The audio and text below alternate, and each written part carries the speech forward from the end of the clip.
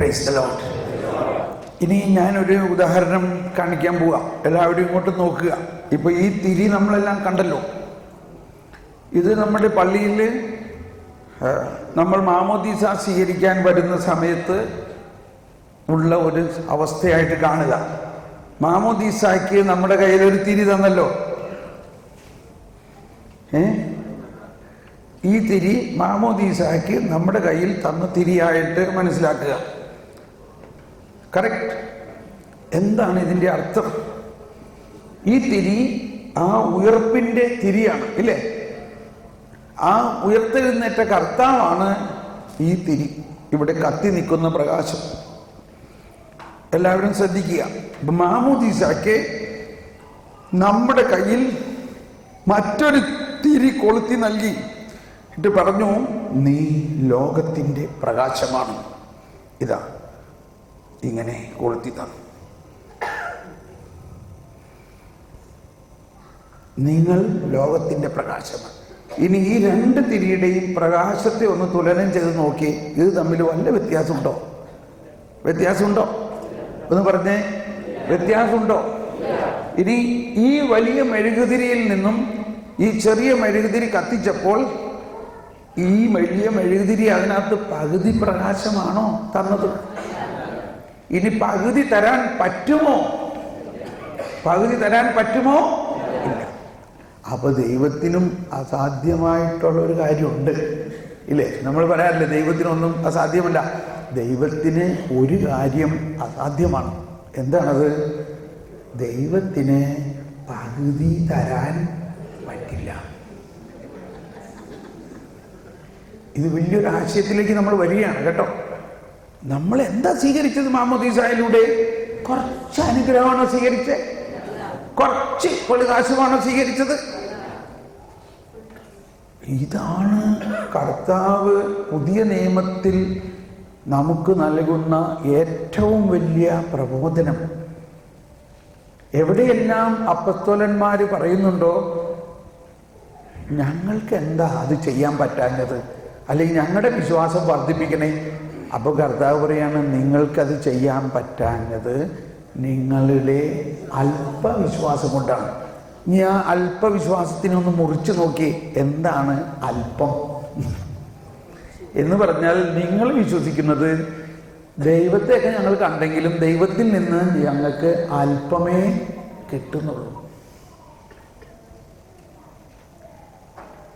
വിശ്വാസം എന്ന് പറഞ്ഞാൽ മുഴുവനും കിട്ടുന്നതിനാണ് വിശ്വാസം. ദൈവത്തിൽ വിശ്വസിക്കുമ്പോൾ ദൈവത്തെ മുഴുവനും നമുക്ക് ലഭിക്കുന്നു. നമ്മൾ മാമോദീസ സ്വീകരിച്ചതിലൂടെ നമ്മൾക്ക് ദൈവത്തെ മുഴുവനും ലഭിച്ചിരിക്കുന്നു. അതാണ് ഈശോ പറഞ്ഞത്, ദൈവം ലോകത്തെ ഇത്രമാത്രം സ്നേഹിച്ചു. തുറന്ന് ബാക്കിയുള്ളത് പറഞ്ഞേ, തൻ്റെ ഏകജാതനെ നൽകാൻ തക്ക വിധം. ഏകജാതനെ നൽകാൻ തക്ക വിധം. അപ്പോൾ ഏകജാതനെ എത്രയാ നൽകിയത്? ഏകജാതനെ മുഴുവനും നൽകിയോ? Thank you.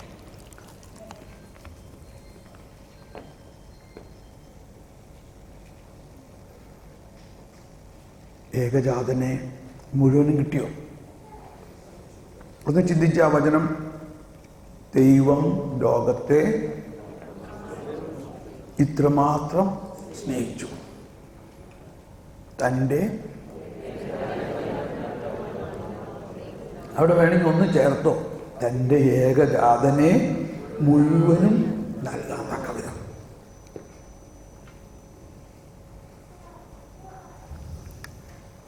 ഇതിനാണ് ഈശോ പറഞ്ഞത്, നിങ്ങൾക്ക് ഒരു കടുക് മണിയോളം വിശ്വാസം ഉണ്ടെങ്കിൽ എന്ന് പറഞ്ഞാൽ. എന്താ ഈ കടുക് മണിയോളം വിശ്വാസം എന്ന് പറഞ്ഞാൽ? ഇപ്പം നിങ്ങളെല്ലാം, അല്ലെങ്കിൽ നമ്മളെല്ലാം ഒരുവിധം സാമാന്യം വിദ്യാഭ്യാസമുള്ളവരാണ്. 10ാം class പാസ്സായിട്ടുണ്ടല്ലോ.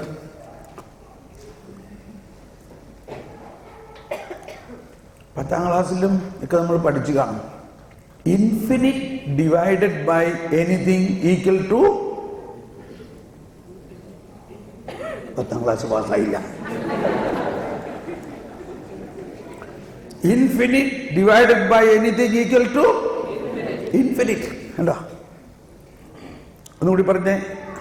Infinite divided by anything equal to infinite. ഇപ്പൊ ടീച്ചർ പഠിപ്പിച്ചപ്പോ അന്ന് നോക്കി പഠിക്കേണ്ടതായിരുന്നു. ഞാൻ ശരിക്കും ഓർക്കുന്നുണ്ട്, ആ ഇൻഫിനിറ്റിന്റെ താഴെ വര വരച്ചിട്ട് 100 ഇട്ടിട്ട് ഈക്വൽ ടു ഇൻഫിനിറ്റ്, അത് മാറ്റി 1000 ഇട്ടിട്ട് ഈക്വൽ ടു ഇൻഫിനിറ്റ്, അത് മാറ്റി 1,00,000 ഇട്ടിട്ട് പറഞ്ഞു infinite divided by 1,00,000 equal to infinite എന്ന് പറഞ്ഞ എന്താ അർത്ഥം? ഇൻഫിനിറ്റ് ആയ ദൈവത്തിൽ നിന്നും ഒരു തരി കിട്ടിയാലും അവിടെ എന്താ കിട്ടുന്നത്? നമുക്ക് മുഴുവനാ കിട്ടുന്നത്. അപ്പൊ ഇൻഫിനിറ്റ് ആയ ഈ ദൈവം, ആ ദൈവത്തിൽ നിന്ന് ഇപ്പൊ ഈ ഒരു തിരിയിൽ നിന്ന് ഇവിടെയുള്ള എല്ലാവരും ഓരോ തിരി കത്തിച്ചാലും ഈ മെഴുകുതിരിയുടെ പ്രകാശത്തിന് കുറവുണ്ടാവോ?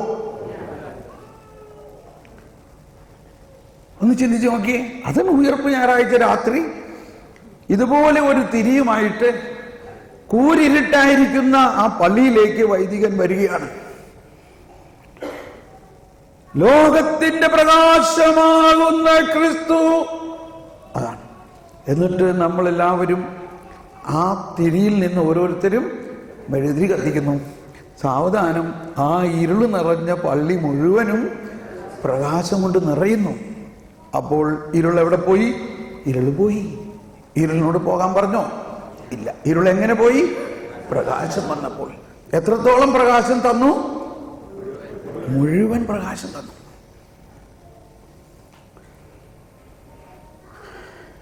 ശരിക്കും പറയുകയാണെങ്കിൽ ഇത്തരം മതി നമ്മുടെ ജീവിതത്തിൻ്റെ വലിയ അർത്ഥം മനസ്സിലാകാൻ. പക്ഷെ ഇവിടെ ഒരു കാര്യമുണ്ട്, ഇതെല്ലാം പ്രാക്ടിക്കൽ, ഡൗൺ ടു എർത്ത് പ്രാക്ടിക്കലാണ് ഞാൻ ഈ പറയണത് കേട്ടോ. ഈ പ്രകാശം ഉണ്ടാകണമെങ്കിൽ, മെഴുകുതിരി പ്രകാശിക്കണമെങ്കിൽ എന്തു വേണം? മെഴുകുതിരി ഉരുകണം. ഒന്ന് പറഞ്ഞേ, മെഴുകുതിരി ഉരുകണം. ഒന്ന് ഉച്ചത്തിൽ പറഞ്ഞേ, മെഴുകുതിരി ഉരുകണം. അപ്പോൾ ഞാൻ പ്രകാശിക്കണമെങ്കിൽ എന്ത് വേണം? ഞാൻ ഉരുകണം.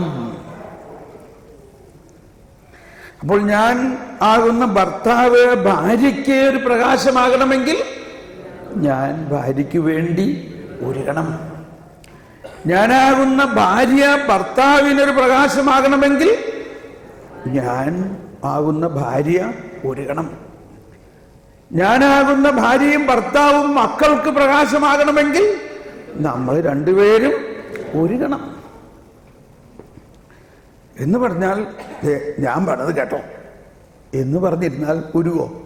ഉരുവില്ല. ഇതെൻ്റെ അഭിപ്രായമാണ്. ഇതേമാതിരി ചെയ്യണം. അപ്പൊ ഉരുവോ? ഉരുകണില്ല. അതായത് എൻ്റെതായ ചില തത്വശാസ്ത്രങ്ങൾ എല്ലാത്തിനെയും മുറുക്കെ ഞാൻ പിടിച്ചിരിക്കുകയാണെങ്കിൽ ഞാൻ ഉരുകുന്നില്ല എന്നർത്ഥമില്ലേ? ഞാൻ ഉരുകുന്നില്ലെങ്കിൽ ഞാൻ പ്രകാശിക്കുന്നില്ല. ഒരു തമാശ രൂപത്തിലുള്ള ഒരു സംഭവമാണ്. ഒരു മുതലാളിക്ക് ഒരു ആനയുണ്ടായിരുന്നു. ഇപ്പൊ ഒരു കഥ വന്നില്ലേ? ഇത്രയും നേരമായിട്ടൊരു കഥ ബ്രദർ പറയുന്നതായിട്ട്. ഒരിടത്ത് ഒരു ആനയുണ്ടായിരുന്നു. ആ ആനയുടെ പാപ്പാനോട് മുതലാളി പറയാണ്, നീ ആനപ്പുറത്ത് കയറി ഇങ്ങനെ നടക്കാണ്, ആന എൻ്റെ, ഞാൻ ആനപ്പുറത്ത് കയറാം. അയ്യോ മുതലാളി, നല്ല കാര്യം, മുതലാളിയുടെ ആന, മുതലാളിക്ക് എന്ത് വേണമെങ്കിലും ചെയ്യാമല്ലോ, നാളെ ഞാൻ ആനപ്പുറത്ത് കയറും. ഓക്കെ. പിറ്റേ ദിവസം ഇല്ലത്തെല്ലാവരും ഭയങ്കര സന്തോഷമായി. മുതലാളി ആനപ്പുറത്ത് കയറാൻ പോണു. ആളുകളെല്ലാം കൂടി എന്താണാവുമെന്ന് മുതലാളി ആനപ്പുറത്ത് കയറണേ. ആനേനെ കുളിപ്പിച്ച് പാപ്പാൻ കൊണ്ടുവന്നു. പൂമുഖത്ത് മുമ്പരത്ത് നിർത്തിയപ്പോൾ ആളുകളെല്ലാം ഓടിക്കൂടി. കുറച്ച് നാട്ടുകാരും എല്ലാം വന്നു. മുതലാളി ആനപ്പുറത്ത് കയറി അങ്ങ് ഇരുന്നു. മുതലാളി ആനപ്പുറത്ത് കയറി ഇരുന്ന വഴി അവിടെ ഉണ്ടായിരുന്നവരൊക്കെ ചിരിക്കാൻ തുടങ്ങി. ഇതോട്ട് ചിലവർക്ക് ചിരി അടക്കാൻ പറ്റണില്ല. മുതലാളിക്ക് ദേഷ്യമായി. അതെന്താ നിങ്ങൾ ചിരിക്കണേ? എൻ്റെ ആനപ്പുറത്ത് എനിക്ക് കയറി ഇരുന്നൂടെ? അവര് പറഞ്ഞു, മുതലാളിയുടെ ആന മുതലാളി ആനപ്പുറത്തിരുന്നോ? പക്ഷെ ആനപ്പുറത്തിരിക്കുമ്പോൾ ആനയുടെ മുൻപോട്ട് തിരിഞ്ഞ സാധാരണ ഇരിക്കേണ്ടത്. മുതലാളി ഇരിക്കുന്നത് ആനയുടെ പിന്നോട്ട് തിരിഞ്ഞ. എന്താരും ചിരിക്കാത്ത? ഞാൻ ഇപ്പൊ മനസ്സിലായില്ലേ, എനിക്ക് ഈ തമാശ പറയാനുള്ള കഴിവില്ല.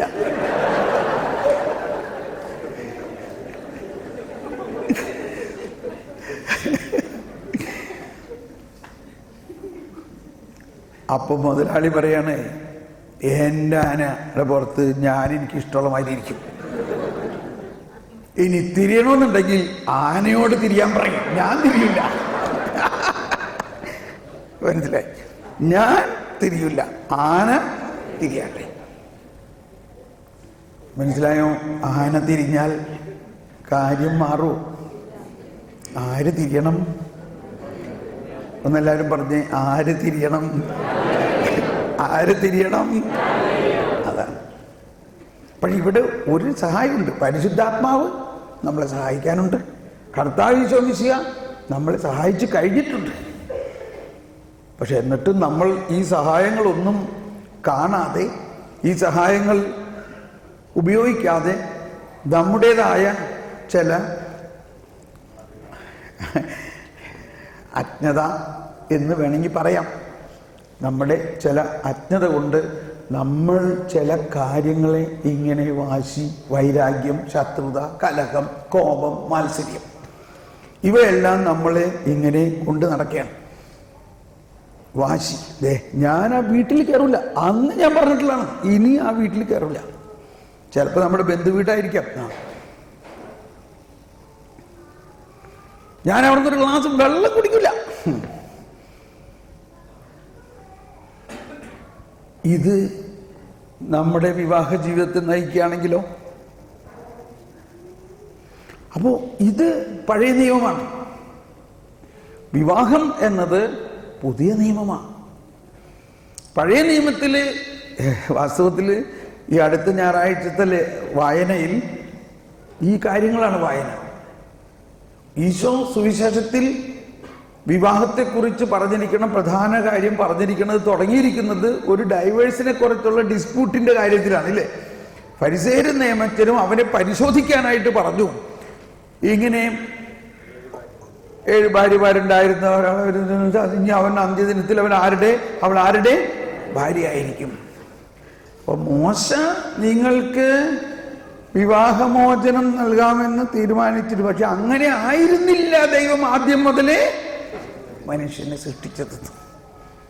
ദൈവം മനുഷ്യനെ സ്ത്രീയും പുരുഷനുമായിട്ട് സൃഷ്ടിച്ചു.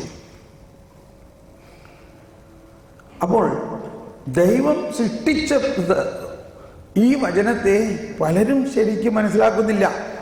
ദൈവം ഒരുമിപ്പിച്ചതിനെ മനുഷ്യനെ വേർപെടുത്താൻ പറ്റില്ല എന്ന് പറയുന്നതിന് നമ്മൾ വളരെ പോസിറ്റീവായിട്ട് കാണണം. ഒരു മനുഷ്യൻ, ഒരു സ്ത്രീയും പുരുഷനും അല്ലെങ്കിൽ ഭാര്യയും ഭർത്താവും എത്ര വലിയ തിന്മയായാലും, എന്തെല്ലാം കുറ്റങ്ങൾ ചെയ്തെന്ന് പറഞ്ഞാലും, ഈ കുറ്റവും ഈ തിന്മയും എല്ലാം വെറും മണ്ണാങ്കട്ടയാണ്. എന്ന് പറഞ്ഞാൽ മണ്ണിൽ നിന്നുള്ളതാണ്.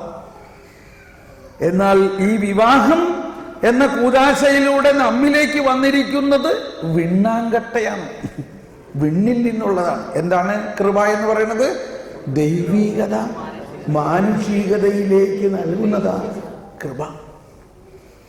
അപ്പൊ ഈ മണ്ണിന്റെ സ്വഭാവമായ വാശി, വൈരാഗ്യം, ശത്രുത, കലഹം, കോപം, മാത്സര്യം, വ്യഭിചാരം, ഇതെല്ലാം ഉണ്ടായാൽ തന്നെയും ഇതിനെല്ലാത്തിനെയും മാറ്റിമറിച്ച് വിശുദ്ധീകരിച്ച് പുതിയതാക്കുന്ന പ്രസാദപരമാണ് നമുക്ക് ദൈവം നൽകിയിരിക്കുന്നതെന്ന് കണ്ടാൽ മതി. അതിൻ്റെ ആരംഭം മാത്രമാണ് ഈ ജ്ഞാനസ്നാനം. അപ്പൊ ജ്ഞാനസ്നാനത്തിൽ ദൈവം നമുക്ക് ഗ്യാരണ്ടി ചെയ്യുകയാണ്, ദൈവം നമ്മളെ പൂർണ്ണമായിട്ട് മാറ്റിയിരിക്കുകയാണെന്ന് മനസ്സിലാക്കണം.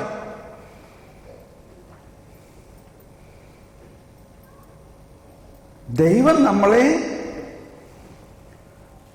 ദൈവത്തിൻ്റെ ആ പ്രകാശം മുഴുവനും തന്നുകൊണ്ട്, ഇത് പറഞ്ഞോണ്ട് ഇപ്പൊ ഈ തിരി ആ തിരിയേക്കാളും കൂടുതൽ പ്രകാശിക്കണമായി തോന്നാം, അല്ലേ? ഇല്ലേ? ഈ വലിയ മെഴുകുതിരിയേക്കാളും കൂടുതൽ പ്രകാശം ഇപ്പോൾ ഈ ചെറിയ മെഴുകുതിരിക്ക് ഉള്ള. അതാ ഈശോ പറഞ്ഞത്, എന്നിൽ വിശ്വസിക്കുന്നെങ്കിൽ നിങ്ങൾ ഞാൻ ചെയ്തതും അതിനേക്കാൾ വലിയ കാര്യങ്ങൾ ചെയ്യും. അത് ശരിക്കും വലിയ കാര്യമാണ്. അത് ഈ അർത്ഥത്തിൽ അല്ലെങ്കിലും അതൊരു സിംബോളിക്കായിട്ട് നമ്മൾ പറയാണ്. അപ്പം നമ്മൾ മനസ്സിലാക്കേണ്ടതാണ്. ഒരു 5 ദിവസത്തെ ധ്യാനം കഴിഞ്ഞപ്പോൾ ഇതേമാതിരി നിങ്ങളുടെ അനുഭവം പങ്കുവയ്ക്കാൻ പറഞ്ഞപ്പോൾ ഒരാൾ വന്ന് പങ്കുവെച്ചതാണ്, ഈ 5 ദിവസത്തിൽ ഞാൻ മനസ്സിലാക്കിയത് ഇതാണ്, ഞാൻ ഒരു ഒഴുകുന്ന മെഴുകുതിരി ആയാൽ എല്ലാ കാര്യവും. ഒരിക്കൽ ഇതൊക്കെ എടുത്തിക്കോട്ടെ, അല്ലെങ്കിൽ കുറച്ച് നേരം കൂടി ഇത് കുത്തിവെച്ച് നോക്കട്ടെ. ഇവിടെ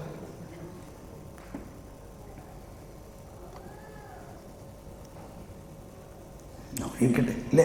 എല്ലാവരും ഒന്ന് ശരിക്കും ഫോട്ടോ ഒക്കെ എടുത്തോ ഒന്ന് വേണമെങ്കിൽ, അല്ലെങ്കിൽ ഇതൊന്ന് മനസ്സിൽ കാണുക. ഇത് എനിക്ക് വലിയ ഉൾക്കാഴ്ച തന്നിരിക്കുന്ന ഒരു കാര്യമാണ്. ഒരിക്കൽ ജർമ്മനിയിൽ ധ്യാനിപ്പിക്കുമ്പോൾ ഒരു സഹോദരൻ വന്ന ധ്യാനത്തിൻ്റെ ആദ്യം തന്നെ പറഞ്ഞു, എനിക്ക് സാറുമായിട്ട് ഒന്നൊരു കൗൺസിലിംഗ് വേണം, എന്നിട്ട് ധ്യാനിക്കണുള്ളൂ എന്ന് പറഞ്ഞു. ഞാൻ പറഞ്ഞു, കൗൺസിലിംഗ് ധ്യാനത്തിൻ്റെ സമയത്ത് സാവധാനം തരാം. ഇല്ല, എനിക്കിവിടെ ഇരിക്കാനേ പറ്റണില്ല, എനിക്ക് ധ്യാനത്തിൽ ഒന്നും സാറ് പറയണത് എനിക്ക് സ്വീകരിക്കാനും പറ്റില്ല, എനിക്ക് ഒരു കൗൺസിലിംഗ് തന്നില്ലെങ്കിൽ. അപ്പോൾ എന്നാൽ ശരി, അങ്ങനെ ആവട്ടെ. ധ്യാനഗുരു എന്ന് പറയണത് മറ്റുള്ളവർ പറയണതൊക്കെ കേൾക്കണ്ടേ? അപ്പോൾ ഞാൻ പറഞ്ഞു, എന്നാൽ ശരി, അവരൊരു പാട്ട് പാട്, നിങ്ങളുമായിട്ട് സംസാരിക്കാം. സംസാരിച്ചത് ഇതാണ്, എൻ്റെ ഭാര്യ എന്നെ സ്നേഹിക്കുന്നില്ല, അതാണ് എൻ്റെ പ്രശ്നം. എനിക്ക് അവളിൽ നിന്നും ഒരു തുള്ളി പോലും സ്നേഹം കിട്ടണില്ല.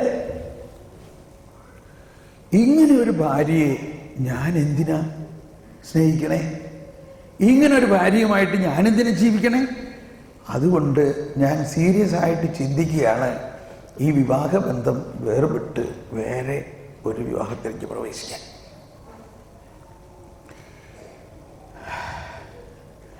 അപ്പം ഞാൻ പറഞ്ഞു, സ്നേഹിത,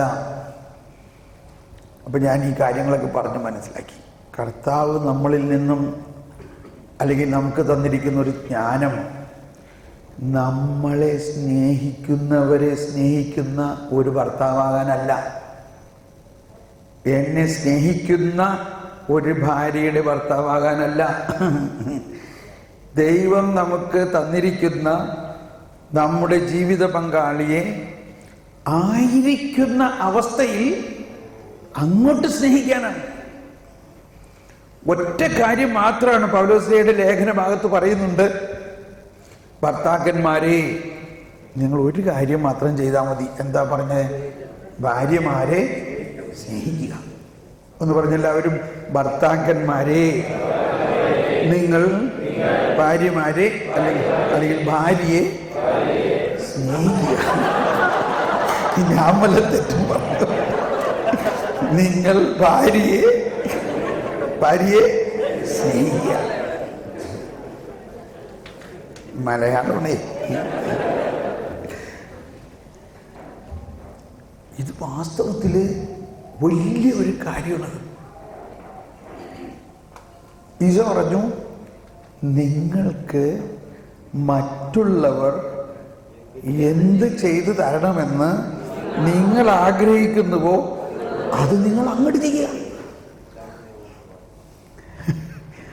അതാണ് നിയമവും പ്രവാചകന്മാരും. ഇത് ഇനി കുറെ കഴിയുമ്പോഴാണ് ഇതൊക്കെ പറയുന്നത്. നമ്മൾ വിചാരിക്കണമായിരുന്നൊന്നും അല്ല ഈ നിയമവും പ്രവാചകന്മാരുടെ പ്രമാണങ്ങളുടെ കിടപ്പ്. ഇതാണ് നിയമവും പ്രവാചകന്മാരും. എന്താ? സ്നേഹിക്കുക. നിങ്ങൾ എന്ത് ആഗ്രഹിക്കുന്നുവോ, എന്ത് നിങ്ങൾക്ക് ലഭിക്കണമെന്ന് ആഗ്രഹിക്കുന്നുവോ അത് നിങ്ങൾ അങ്ങോട്ട് ചെയ്യുക. പ്രശ്നം കഴിഞ്ഞു. ഒന്ന് ചിന്തിച്ചു നോക്കിയേ, ആർക്കാ സ്നേഹം കിട്ടണമെന്ന് ആഗ്രഹമില്ലാത്തത്? ഭർത്താവിന് ഭാര്യയുടെ സ്നേഹം കിട്ടണമെന്ന് ആഗ്രഹമുണ്ട്, ഭാര്യയ്ക്ക് ഭർത്താവിൻ്റെ സ്നേഹം കിട്ടുമെന്ന് ആഗ്രഹമുണ്ട്. പക്ഷെ രണ്ടും കിട്ടണില്ല. രണ്ടുപേരും പറഞ്ഞുകൊണ്ടിരിക്കുക, നിങ്ങൾ എന്നെ സ്നേഹിക്കണില്ല, നിങ്ങൾ എന്നെ സ്നേഹിക്കണില്ല, ഞാൻ അങ്ങനെ ചെയ്തു ഇങ്ങനെ ചെയ്തു, എന്നിട്ട് എന്നെ യാതൊരു അപ്രീസിയേഷൻ ചെയ്തില്ല, അങ്ങനെ ചെയ്തില്ല. ഇത് തന്നെ മറ്റേ ആളും പറഞ്ഞുകൊണ്ടിരിക്കുക. പക്ഷെ ഇതിൻ്റെ ഇടയ്ക്ക് എന്താ സംഭവിക്കണേ? ഇത് കണ്ടോ, ഇത് ഉരുകി ഉരുകണില്ല ആരും. എന്താ സംഭവിക്കുന്നേ?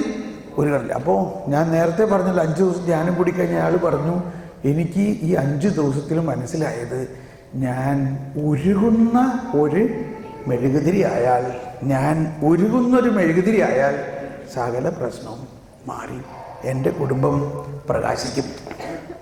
ഇവിടെ ഈ ജർമ്മൻകാരൻ ഇത് കേട്ടിട്ട് ഷോക്കടിച്ച് ഇയാൾ പറയാണ്, ഞാൻ ഇത്രയും സമയവും ചിന്തിച്ചിരുന്നത് അവളെന്നെ സ്നേഹിക്കണില്ല, അവളെന്നെ സ്നേഹിക്കണില്ല എന്നാണ്. പക്ഷേ എനിക്ക് ദൈവം തന്നിരിക്കുന്ന ഒരു എബിലിറ്റി, ദൈവം നമുക്ക് തന്നിരിക്കുന്ന ഒരു കഴിവ്, നമ്മളെ സ്നേഹിക്കാത്ത ഒരാളെ സ്നേഹിക്കാനുള്ള കഴിവാണ് തന്നിരിക്കണേ. അന്ധകാരത്തിൽ പ്രകാശിക്കാനുള്ള കഴിവാണ് തന്നിരിക്കണേ. ഈ മുറി, ഈ ഹാള് മുഴുവനും അന്ധകാരമാണെന്ന് വിചാരിച്ചോ, സകല ലൈറ്റും. പക്ഷെ അവിടെ ഒരു മെഴുകുതിരി കത്തിക്കഴിയുമ്പോൾ എന്ത് സംഭവിക്കുന്നു? ഈ അന്ധകാരം പരാജയപ്പെട്ടോ? അന്ധകാരം പരാജയപ്പെട്ടു.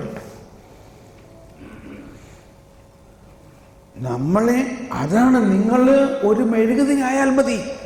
നിങ്ങൾ പ്രകാശിക്കുമ്പോൾ അന്ധകാരം മാറുന്നു. വെളിച്ചം തരേണമേ, ഒന്ന് എഴുന്നേറ്റ് നിന്ന് എല്ലാവരും.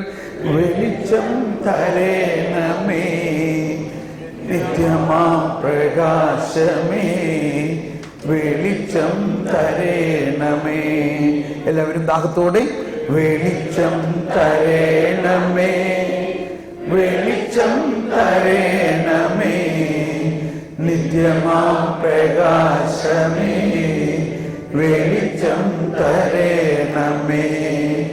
അന്യരിൽ നന്മ കാണാൻ, അതു കണ്ടാനന്ദിക്കാൻ, എന്നക കാമ്പിലങ്ങ് വെളിച്ചം തരേണമേ. അന്യരിൽ നന്മ കാണാൻ, അതു കണ്ടാനന്ദിക്കാൻ, എന്നക കാമ്പിലങ്ങ് വെളിച്ചം തരേണമേ. കരങ്ങൾ ഉയർത്തി വെളിച്ചം തരേണമേ, വെളിച്ചം തരേണമേ, പ്രകാശമേ, വെളിച്ചം തരേണമേ. അന്യരിൽ നന്മ കാണാൻ, മധുരന്നനന്ദിക്കാൻ,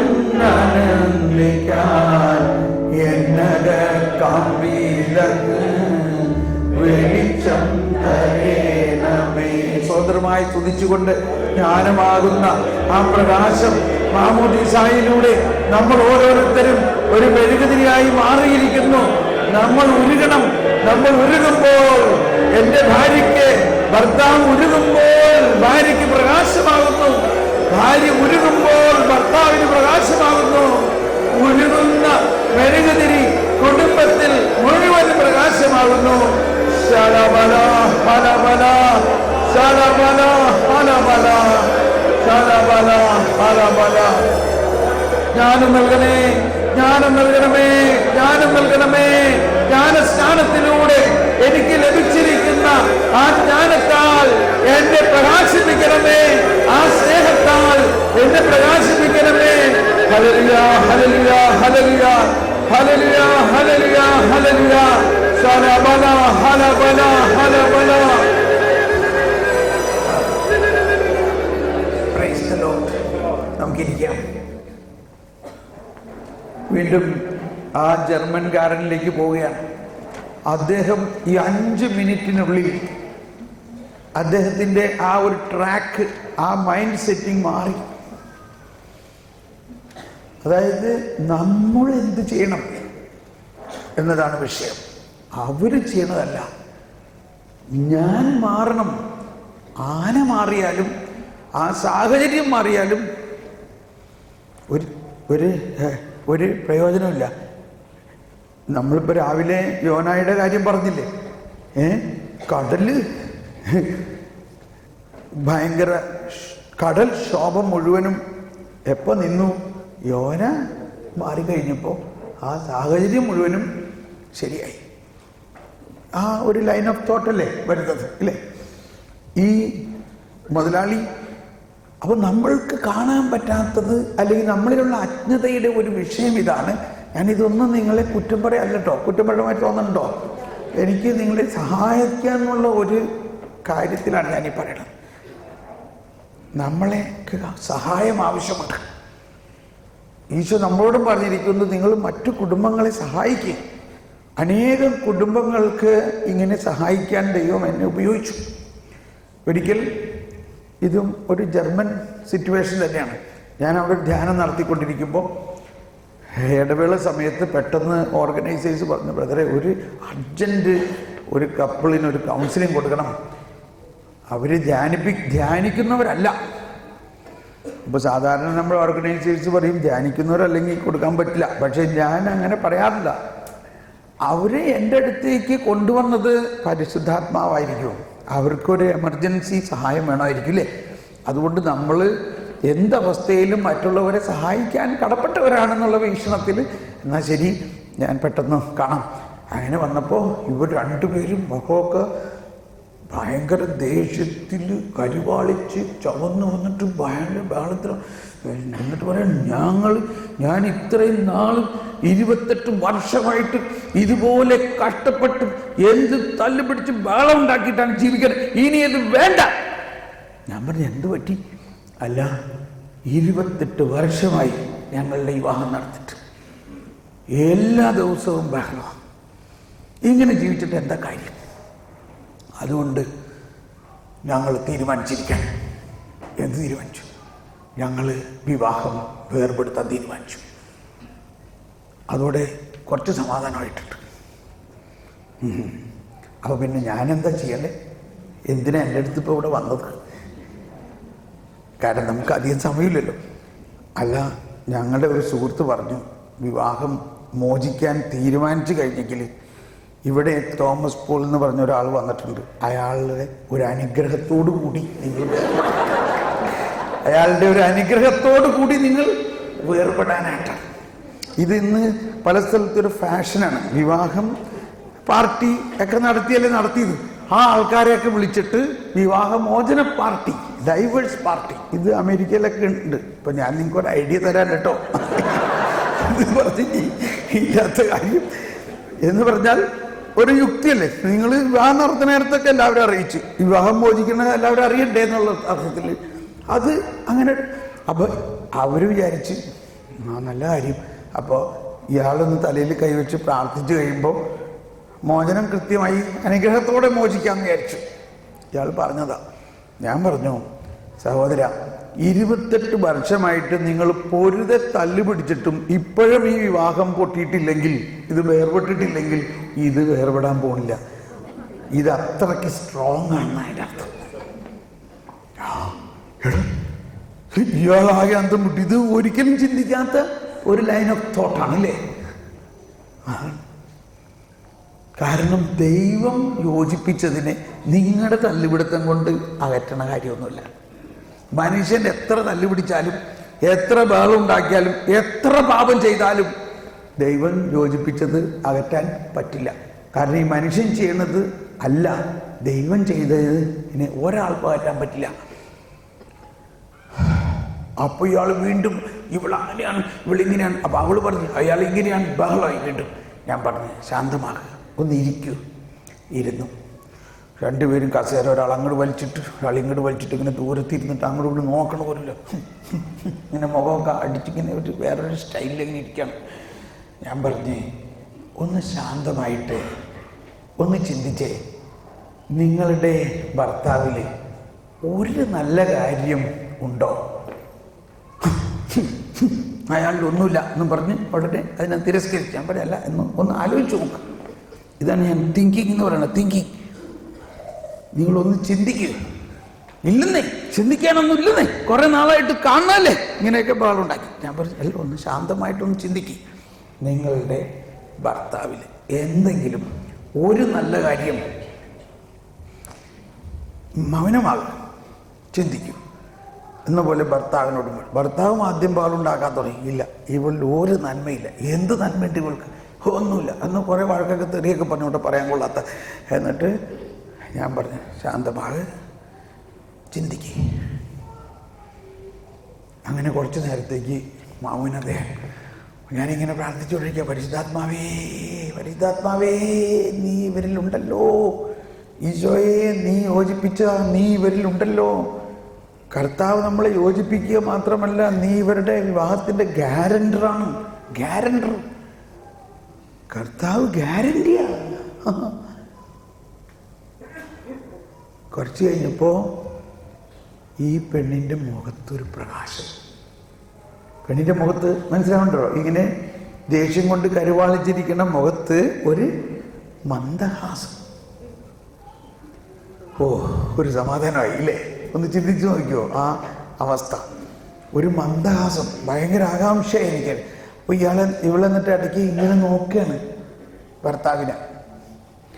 എന്നിട്ട് എൻ്റെ ഭർത്താവ് ഇങ്ങനെയൊക്കെ ആണെങ്കിലും ഈ 10-28 വർഷമായിട്ട് കഠിന അധ്വാനിക്കുന്നത് കൊണ്ടല്ലേ ഞങ്ങളെ കുടുംബം പോറ്റണത്. ഇവള് പറയാ, 28 വർഷമായിട്ട് ഇയാളുടെ കഠിന അധ്വാനം കൊണ്ടാണല്ലോ ഞാനും 3 പിള്ളേരും ഞങ്ങളെ കുടുംബം പോറ്റണേ.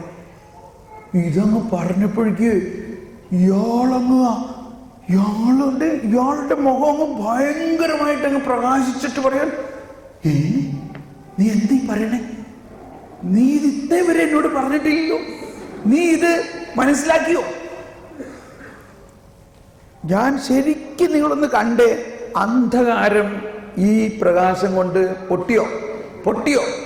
ശരിക്കും നമുക്ക് മനസ്സിലാകാനുണ്ട്. ആ സമയത്ത് ഇവർ 2 പേരുടെയും ഹൃദയം അങ്ങ് പ്രകാശം കൊണ്ട് നിറഞ്ഞു. ഇത് കഴിഞ്ഞ ഉടനെ ഇയാൾ പറയാണ്, എൻ്റെ സാറേ, എൻ്റെ ഭാര്യ കാര്യം ഇങ്ങനെയൊക്കെ ആണെങ്കിലുണ്ടല്ലോ, എൻ്റെ 3 പെൺമക്കളെ അവള് നോക്കുന്ന പോലെ വേറെ ഒരു സ്ത്രീയെ ഞാൻ കണ്ടിട്ടില്ല.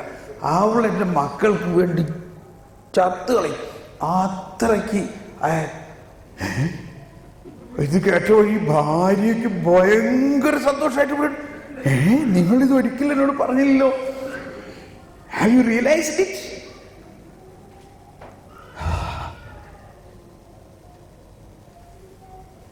പൊട്ടി, അന്ധകാരം പൊട്ടി. അന്യരിൽ നന്മ കാണാൻ, അതു കണ്ടാനന്ദിക്കാൻ എന്നക കാമ്പിലങ്ങ് വെളിച്ചം തരേണമേ, വെളിച്ചം തരേണമേ, വെളിച്ചം തരേണമേ, നിത്യമാം പ്രകാശമേ, വെളിച്ചം തരേണമേ. ഇനി ഞാൻ അവരോട് പറഞ്ഞു, ഒരെണ്ണം കൂടി പറയും. അങ്ങനെ പിന്നെ ഓരോന്നോരോന്ന് പറയുന്നവരും ഒരു കസേര ഇങ്ങനെ അടുപ്പിച്ചിടാൻ തുടങ്ങി. അപ്പോൾ ഒരെണ്ണം പറയണ നേരത്തെ ആൾ കസേര ഇങ്ങോട്ട് ഇട്ടു, അടുത്തത് പറയണ നേരത്തെ അവൾ കസേര ഇങ്ങോട്ടും വലിച്ചു. അങ്ങനെ ഒരു 10 എണ്ണം ഞാൻ പറയിപ്പിച്ചു. 10 എണ്ണം. അതോരോന്നും ഇതുപോലെ വളരെ വാലിഡ്, വളരെ അപ്രീഷിയേറ്റബിൾ ആയിട്ടുള്ള പ്രത്യേക കഴിവുകൾ. അങ്ങനെ 10ാമത്തെ പറയുമ്പോൾ ഇവർ തൊട്ടടുത്ത് കെട്ടിപ്പിടിച്ച് വികാരഭരിതരായിട്ട് സ്നേഹം ഇങ്ങനെ തുളുമ്പിയിട്ട് അവരങ്ങ് കരയാൻ തുടങ്ങി. ഇതെല്ലാത്തിനും കൂടി 15 മിനിറ്റ് അല്ലെങ്കിൽ 20 മിനിറ്റ് ആയിട്ടുണ്ടാവും. അപ്പോഴേക്കും എൻ്റെ ഇൻ്റർവെൽ കഴിഞ്ഞ് ഞാൻ ക്ലോക്ക് തുടങ്ങാൻ പോയി. പക്ഷേ ഇതൊരു വലിയ മാർഗരേഖയായിട്ട് എനിക്ക് പരിശുദ്ധാത്മാവ് കാണിച്ചു തരികയാണ്. മിക്കവാറും ഒരുപാട് വിവാഹ പ്രശ്നങ്ങളിലെല്ലാം ഇപ്പം നിങ്ങളും വിവാഹ ധ്യാനത്തിൽ ഇങ്ങനെയൊക്കെ കേട്ടിട്ടുണ്ടാവും. പക്ഷെ ഇത് കേട്ടതുകൊണ്ട് കാര്യമില്ല. ഇത് ഇന്ന് നിങ്ങൾ തന്നെ അങ്ങോട്ടും ഇങ്ങോട്ടും പറഞ്ഞ്, ഇനി ജീവിത പങ്കാളി ഇവിടെ ഇല്ലെങ്കിലും നിങ്ങൾ ആ വ്യക്തിയെ മനസ്സിൽ കണ്ടുകൊണ്ട് ആ വ്യക്തിയിലുള്ള ഗുണഗണങ്ങളെക്കുറിച്ചും നന്മ നമ്മളിങ്ങനെ ഒരു പുറംപോളിഷ് കാണിക്കുകയോ അങ്ങനെ എക്സാഗ്രേറ്റ് ചെയ്യല്ല. നന്മ ദൈവത്തിൽ നിന്ന് മാത്രമേ വരുന്നുള്ളൂ. വചനം പറയുകയാണ്, എവിടെയത്? റോമാക്കാർക്ക് ഇത് ലേഖനം 12-ാം അധ്യായം 21-ാമത്തെ വചനത്തിൽ പറയുന്നത് തിന്മയെ നന്മ കൊണ്ട് ജയിക്കുക എന്ന് പറഞ്ഞ എല്ലാവരും തിന്മയെ നന്മ കൊണ്ട് ജയിക്കുക. ഒന്നുകൂടി പറഞ്ഞേ, തിന്മയെ. ഇപ്പോ ഇനി ഈ ഇടവേള സമയമാണ്. ഇനി ഇപ്പോൾ നിങ്ങൾ ആരോട് സംസാരിക്കണം? നിങ്ങൾ വേറെ ആരോടും സംസാരിക്കരുത്, അവനവൻ്റെ ആളോട് തന്നെ സംസാരിക്കണം. കാരണം നമ്മളുടെ പ്രധാന പ്രശ്നം, നമ്മളൊക്കെ ജോലിക്കാരാണ്. നേഴ്സ് പറയാണ്, ഞാൻ ഇപ്പോൾ നൈറ്റ് ഡ്യൂട്ടി കഴിഞ്ഞ് വന്ന് കിടന്ന് ഉറങ്ങുകയാണ്. ഉറങ്ങിക്കഴിഞ്ഞ് അടുത്ത ഡ്യൂട്ടി പോകുമ്പോഴേക്കും ഭർത്താവ് വന്ന് കൊച്ചിനെ നോക്കി ആൾ ഡ്യൂട്ടിക്ക് പോയി. എവിടെ നമുക്ക് സംസാരിക്കാൻ സമയം ഉണ്ടോ? ഇതൊക്കെയാണ് നമ്മുടെ പ്രശ്നം. നമ്മുടെ പ്രശ്നത്തിന് എന്ത് ചെയ്യാം? ഇങ്ങനത്തെ ഒരു സാഹചര്യത്തിലും ദൈവം നമ്മളെ സഹായിക്കും. അപ്പോൾ ഇപ്പോൾ നിങ്ങൾ വേറൊരു സബ്ജക്റ്റും പറയരുത്. നിങ്ങൾ ഈ ഇടവേള സമയത്ത് ഭക്ഷണം കഴിക്കുമ്പോൾ ഒരുമിച്ച് ഇരുന്ന് കഴിക്കുക. നിങ്ങൾ ഭാര്യ ഭർത്താവിനോടും ഭർത്താവ് ഭാര്യയോടും 10 കാര്യങ്ങൾ പറയണം. 10 കാര്യം 10 കാര്യം ടാർജറ്റാണ്. മനസ്സിലായ? എന്താണ് എൻ്റെ ജീവിത പങ്കാളിയിലുള്ള പ്രധാനപ്പെട്ട ഒരു നന്മ? വേറെ ഒന്നും കാര്യം സംസാരിക്കരുത്. ഇത് മാത്രം സംസാരിക്കാവൂ. അങ്ങനെ നിങ്ങൾ ഉച്ചഭക്ഷണത്തിന് പോകാൻ തയ്യാറാണ്. ഇനി ജീവിത പങ്കാളി ഇവിടെ ഇല്ലാത്ത ആള് വേറെ ആരോടും സംസാരിക്കരുത്.